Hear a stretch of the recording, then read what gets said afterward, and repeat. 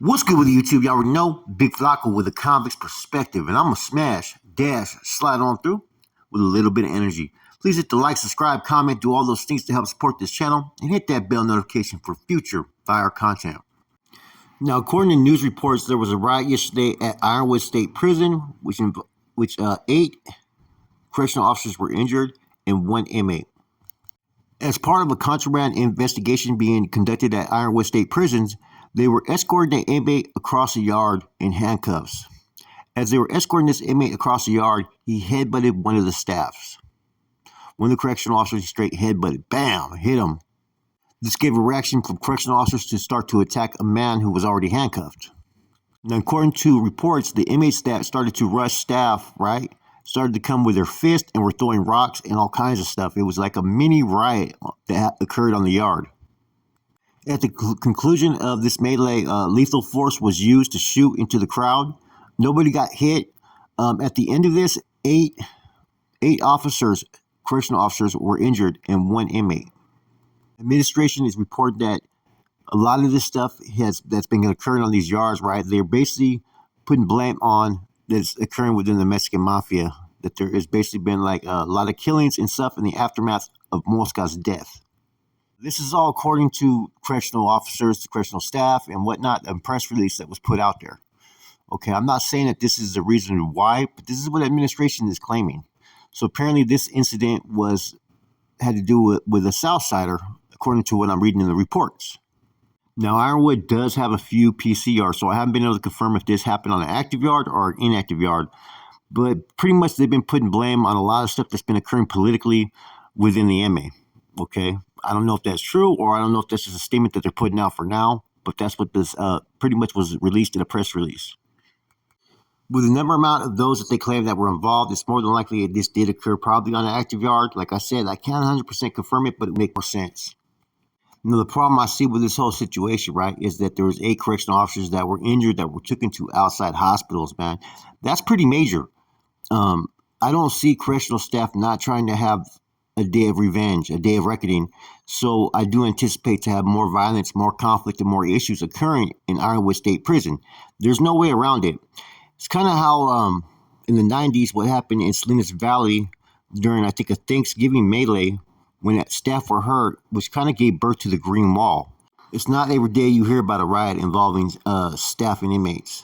And it's not every day that you hear about there not being repercussions or consequences based upon the fact of the inmates, you know, taking the matter into their own hands. People recall in the 90s, these in Centinela, you had the Crips. They ended up rushing Center Complex, right? Those same Crips were pretty much fucking retaliated against later on. They were on a bus on their way to Corcoran. They got some of their head shaved. They got beat. All kinds of stuff happened in lieu of what occurred over there in Centinela. Now, do I think will there be something similar? Yeah, I think there will be. What happened at Ironwood State Prison? It all is going to depend on where administration sends these guys, right? But right now, I'd be on my toes, you know, if my particular group was involved in an incident with administration, right, with correctional officers, because they're not going to sit there tight and just allow one of their own to get beat. And the fact that 8 of them got beat pretty bad, that speaks volumes. Now, usually melees of this magnitude involving staff, it's usually based upon, like I said, you know, planned. You know, there was a Pelican Bay incident to where the inmates were a little bit drunk, and the incident happened, and then that turned into a riot against the staff. This, like I said, there's not enough information being put out there, but, you know, for a group to react the way that they reacted, there must have been a lot of shit going on at this prison that a lot of inmates are not happy with. Then again, administration may be putting out there that this inmate headbutted an officer, and this may have not even been the incident that happened. And you could have had some convicts that witnessed this, seeing that a man, you know, got attacked because he was in handcuffs and just want to react and respond to it. Because the way they put it, as far as in their press release, was they were throwing fucking rocks, they were rushing them with fists, and that shit just got fucking crazy. And like I said in the press release, they put that there's been an ongoing level of violence that's occurred to start the new year that's been mainly attributed to, like they said in the report, the Mexican mafia. Well, whether that's true or not, I don't know. but this is what they're claiming. And a lot of times, correctional staff want to put blame on someone else for their own actions, and I kind of have it hard for me to comprehend that this is just an isolated incident. There must have been something brewing. There must have been stuff going on at this facility to where inmates felt a certain way.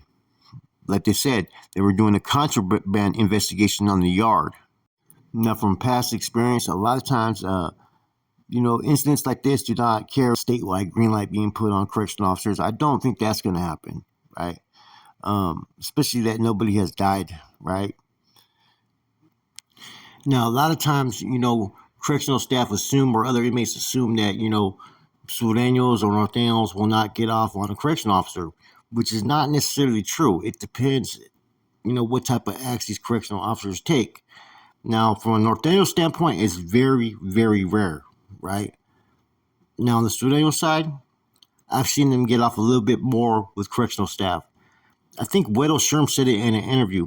Who says correctional officers can't get stabbed? And that's the truth. They're not going to let no, rogue cops just start to beat up on their own or just start to do certain things that are going to piss them off. And that's why I would like to think that probably there was more to this issue that set the inmate off that had been them. I'm assuming, though, this is just an assumption, that they probably started to pounce on him, right? And with that, other inmates seen it and they reacted. That's more than likely what happened in this situation. Now, there is one group that has priors for getting off on correctional officers over and over again who have that reputation for doing so, and that's the Crips. The Crips do have a reputation for getting off on correctional staff. As I mentioned, the one incident that happened in Centinela, there was also an incident that happened in Chino where a correctional officer was killed. And that correctional officer in Chino State Prison, right at that time, was pretty much assisting a lot of the, white factions, the AB, the NLR, and whatnot. And finally, the Crips got access to move on them. They moved on them. And when that occurred, it triggered a statewide lockdown. So at the moment, there was a statewide lockdown. I think is it yesterday or the day before, man? So there's probably been a few other incidents, man. I think may have been yesterday. Someone sent me a message talking about that there was a statewide lockdown. And it probably had something to do with correctional staff or an assault or whatnot. I want to say it was 2 days ago, but it may have been a day ago. And this incident happened yesterday. So maybe there's a few other incidents that have been happening across the state that we're not aware of. Now, let's not get it twisted.